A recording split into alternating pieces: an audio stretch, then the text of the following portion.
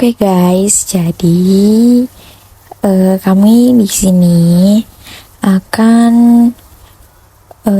memaparkan tentang studi kasus perusahaan yang berhasil dan gagal dalam mengimplementasikan konsep manajemen dan bisnis. Manajemen dan bisnis. Sedikit untuk pengertiannya. Manajemen bisnis merupakan serangkaian proses dalam kegiatan usaha yang meliputi perencanaan, pengerjaan, hingga pengawasan dan bertujuan untuk memaksimalkan hasil atau target yang ingin dicapai. Yang selanjutnya itu ada fungsi manajemen bisnis. Yang pertama itu ada perencanaan atau biasa disebut dengan planning. Kegiatan perencanaan meliputi penetapan tujuan dan penentuan langkah bagaimana untuk mencapai tujuan tersebut. Planning telah dipertimbangkan sebagai fungsi utama dari kegiatan manajemen, di mana berfokus pada apa yang ingin dicapai dan bagaimana cara melakukannya. Yang kedua itu ada pengorganisasian. Nah, pengorganisasian adalah proses dalam memastikan kebutuhan manusia dan fisik setiap sumber daya tersedia untuk menjalankan rencana dan mencapai tujuan yang berhubungan dengan organisasi. Organisasi juga meliputi penunggasan setiap aktivitas, membagi pekerjaan ke dalam setiap tugas yang spesifik, dan menentukan setiap yang memiliki hak untuk mengerjakan beberapa tugas. Nah, yang ketiga itu ada pelaksanaan. Pelaksanaan adalah peran dalam mengarahkan pekerjaan yang sesuai dengan tujuan organisasi. Pelaksanaan menjadi bentuk implementasi dari rencana, berbeda dengan planning dan organisasi atau perencanaan atau organisasi. Nah, pelaksanaan membuat urutan rencana menjadi tindakan dalam dunia organisasi. Yang keempat itu ada pengawasan. Nah, pengawasan atau biasa disebut dengan controlling. Controlling adalah memastikan bahwa kinerja sesuai dengan rencana. Hal ini membandingkan antara kinerja aktual dengan standar yang telah ditentukan.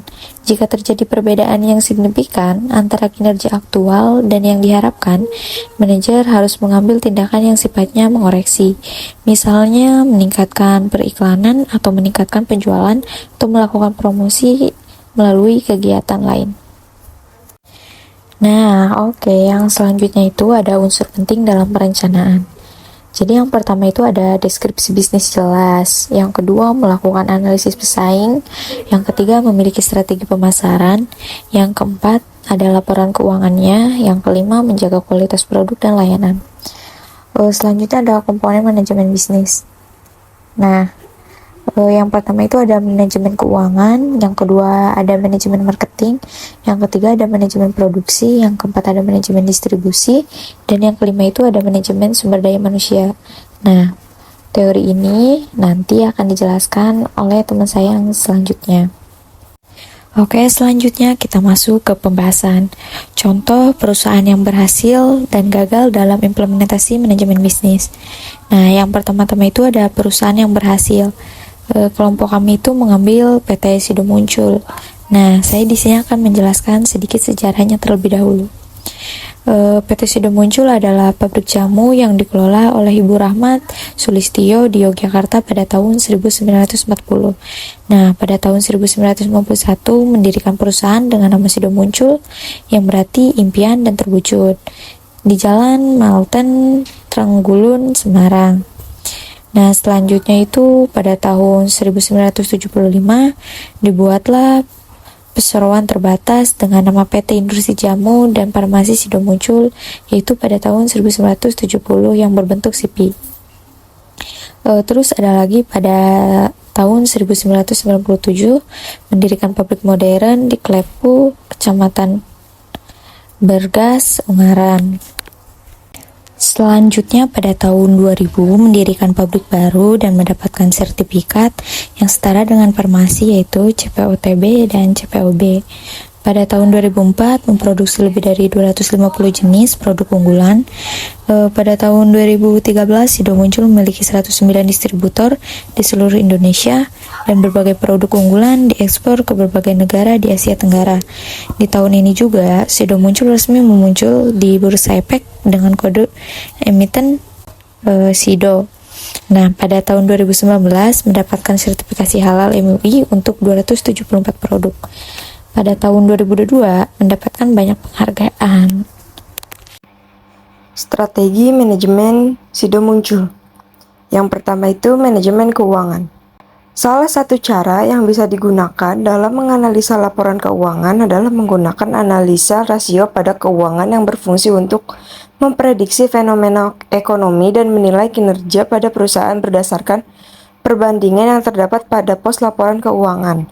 Dalam kurung neraca saldo, laporan laba atau rugi, laporan arus kas. Rasio ini dibedakan menjadi rasio likuiditas, rasio aktivitas, rasio profitabilitas, dan rasio solvabilitas. Apa sih rasio likuiditas?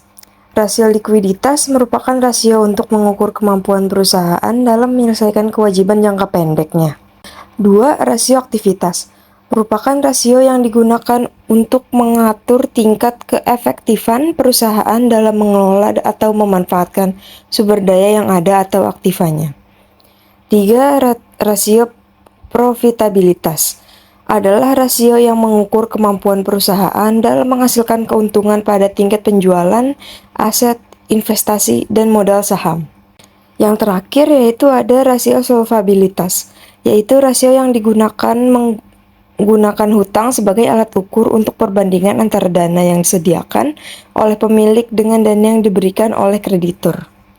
Berdasarkan data yang ditampilkan, bahwasanya tingkat penjualan PT Sido muncul dari tahun 2016 sampai 2022 selalu mengalami peningkatan, baik sebelum pandemi COVID terjadi ataupun ketika terjadinya pandemi sedang terjadi yang notabene pada saat pandemi, produk dari perusahaan farmasi sangat dibutuhkan oleh masyarakat. Yang kedua, manajemen pemasaran. Apa saja sih yang dilakukan PT Sido muncul untuk memasarkan produknya? Yang pertama itu ada tagline yang memikat. Apa sih tagline yang memikat itu?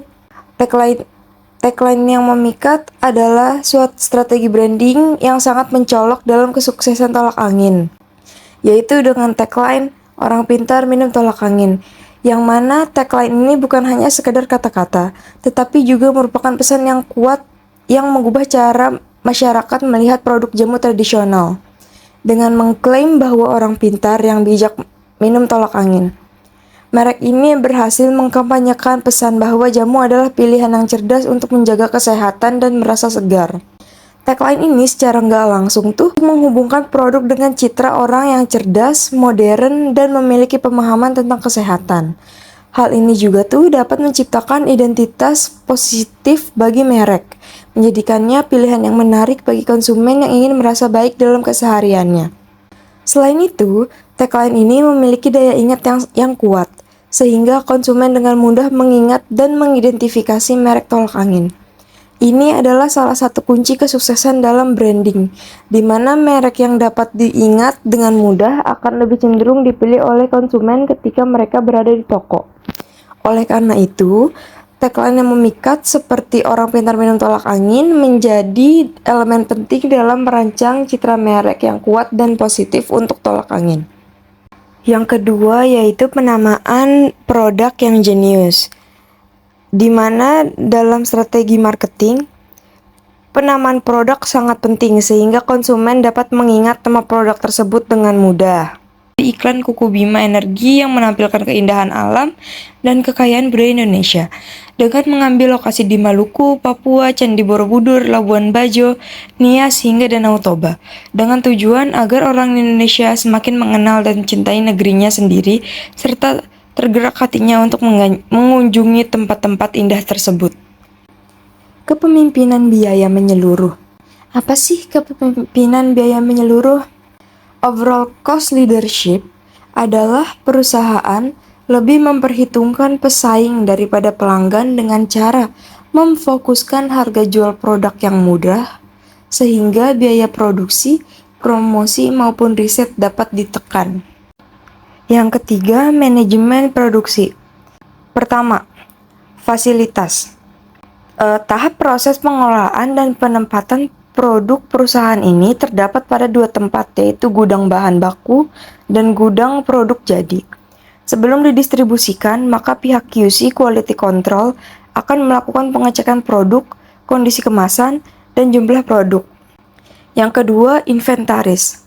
Inventaris memiliki arti aspek yang digunakan oleh sebuah perusahaan dalam menjalankan proses produksinya dengan bentuk bahan mentah hingga diproses menjadi bahan jadi. Yang ketiga itu transportasi. Setelah tahap proses produksi produk, maka tahap selanjutnya adalah melakukan distribusi ke berbagai daerah yang diminati oleh konsumen. Proses transportasi merupakan salah satu proses yang penting jurnal disrupsi bisnis. Dalam menjalankan kelancaran usaha, terutama di zaman yang berkembang pesat ini, menjadikan proses pengiriman jauh lebih mudah. Baik berupa transportasi udara, transportasi air, hingga transportasi darat. Yaitu 4. Informasi. Pendataan dilakukan untuk proses yang menjadi lebih efektif dan efisien dalam menjalankan kelangsungan usaha perusahaan. 5 itu sourcing. Sourcing dapat diartikan sebagai sebuah sumber yang digunakan untuk mencapai sebuah produk. Yang keenam ada pricing. Penentuan harga pada sebuah produk merupakan salah satu tahap yang tentunya akan dilakukan oleh seluruh perusahaan. Dengan melakukan perhitungan bahan baku, proses produksi, tenaga kerja, hingga pendapatan bersih. Identifikasi pengadaan bahan baku. Bahan baku akan dilakukan pengecekan dan pemilihan terlebih dahulu oleh quality control. Bersamaan dengan tahap pengecekan, bahan baku juga melalui tahap pengujian zat aktif atau kandungan senyawa yang akan disesuaikan dengan standar perusahaan. Yang kedua itu melakukan penyeleksian.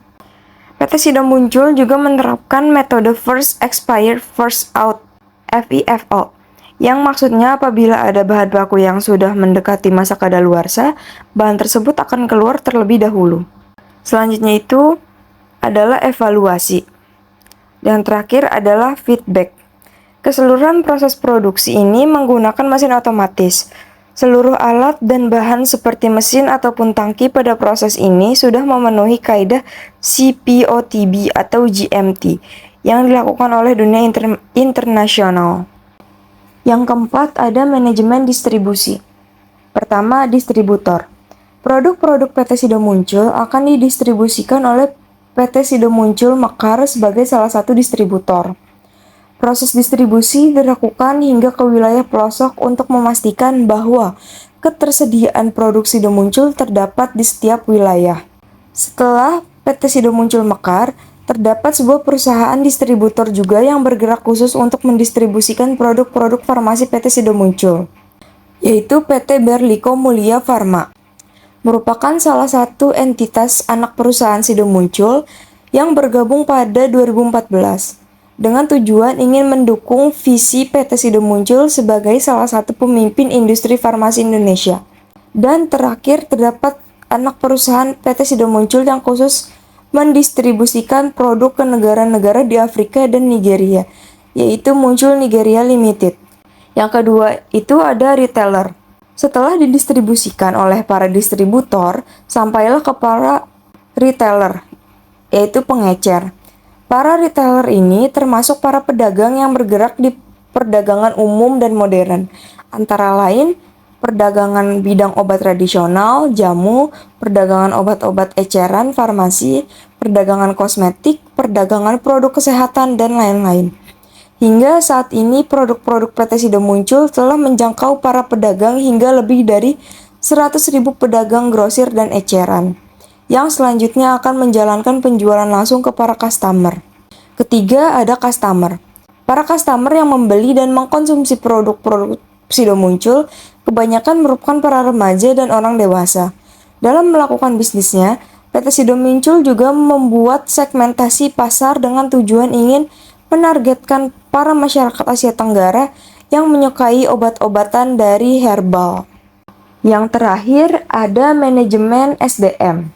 Pertama, on the job. Program on the job meliputi orientasi karyawan, pelatihan penggunaan mesin produksi, seminar, rotasi kerja, dan coaching. Yang kedua itu ada program of the job, meliputi pendidikan dan uji kompetensi. Program-program tersebut memiliki tujuan dan prosedur sesuai dengan kebijakan perusahaan. Ketiga, memberikan apresiasi kepada karyawan.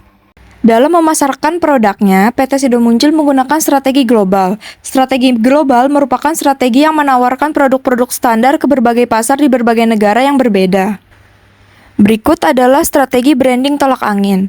Pertama, ada inovasi produk.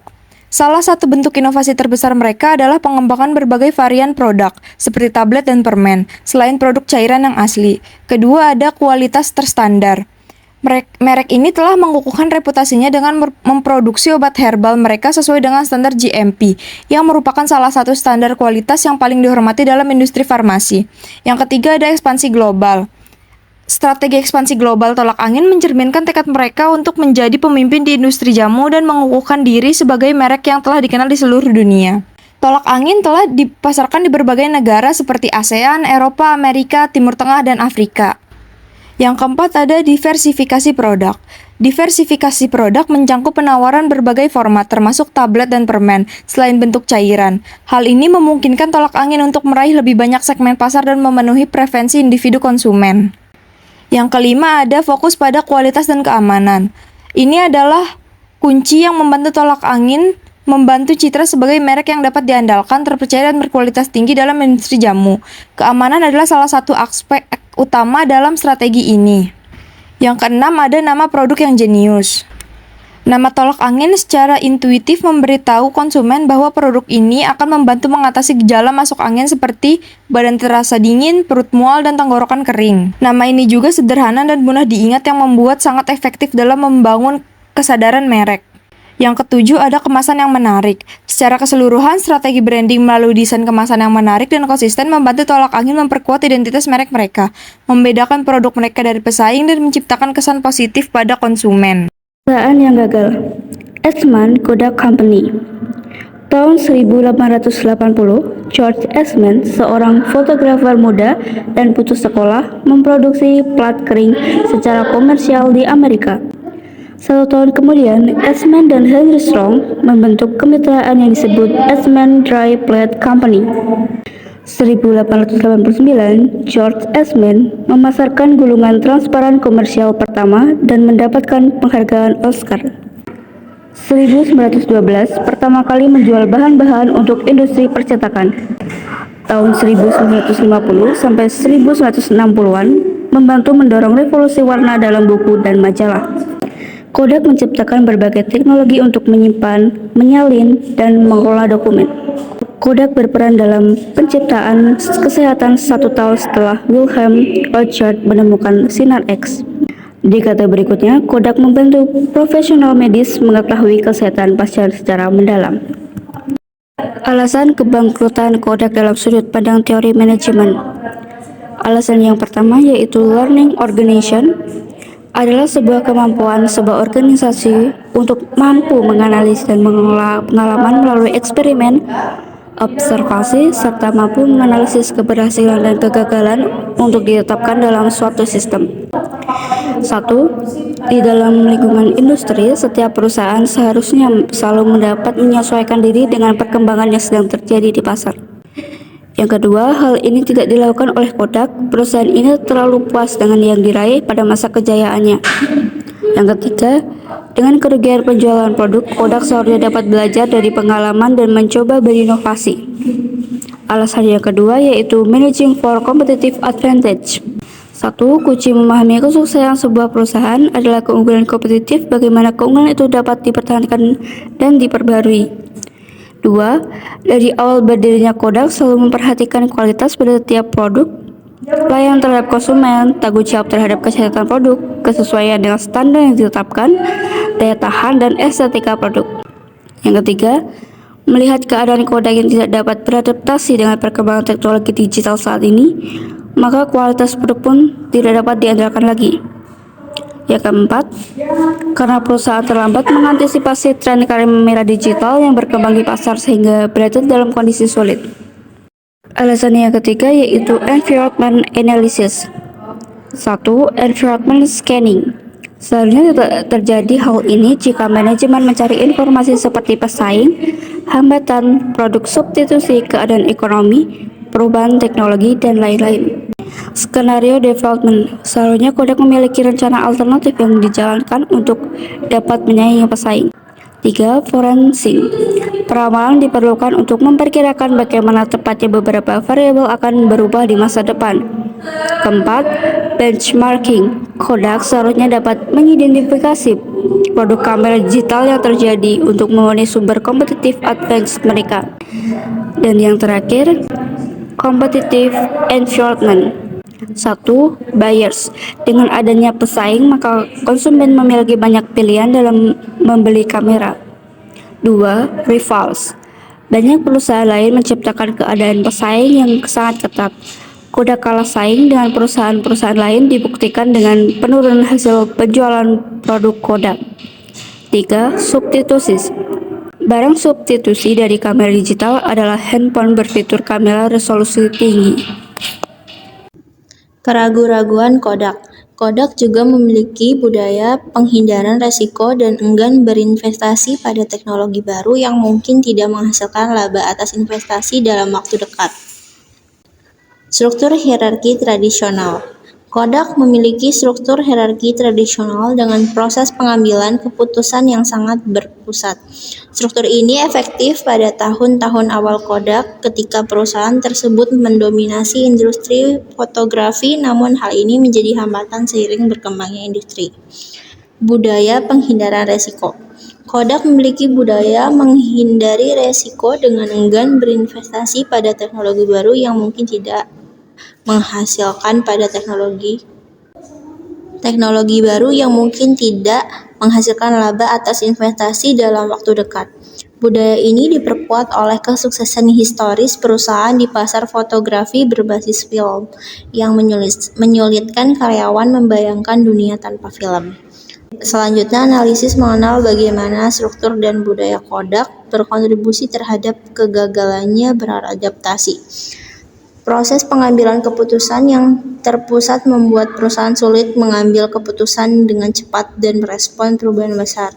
Selain itu, budaya penghindaran risiko dan keengganan terhadap perubahan menyulitkan Kodak untuk sepenuhnya memanfaatkan teknologi digital dan berinvestasi pada produk dan layanan baru. Hilangnya peluang dalam fotografi digital. Kodak mempunyai beberapa peluang untuk berinovasi dan memantapkan dirinya sebagai pemimpin di pasar fotografi digital, namun gagal memanfaatkannya.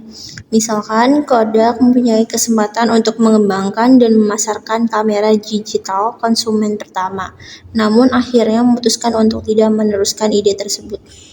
Hilangnya peluang di pasar lain. Kodak juga mempunyai peluang untuk mendiversifikasi bisnisnya dan memperluas ke pasar lain, namun gagal melakukannya. Misalnya, Kodak awalnya sukses di pasar percetakan inkjet, tapi lambat dalam berinvestasi penuh dalam teknologinya. Analisis dampak hilangnya peluang. Kodak kehilangan dominasinya dalam industri fotografi dan tidak mampu memantapkan dirinya sebagai pemimpin di pasar lain. Kegagalan berinovasi dan beradaptasi pada akhirnya menyebabkan kemunduran dan kebangkrutan Kodak. Pembelajaran dari kegagalan manajemen perubahan Kodak. Yang pertama, pentingnya inovasi dan adaptasi. Kedua, perlunya budaya pembelajaran dan perbaikan yang berkelanjutan. Yang ketiga, pentingnya struktur organisasi dan proses pengambilan keputusan. Pembelajaran. Pertama, perusahaan harus bersedia mengambil resiko, memanfaatkan teknologi baru dan beradaptasi terhadap perubahan pasar agar tetap kompetitif.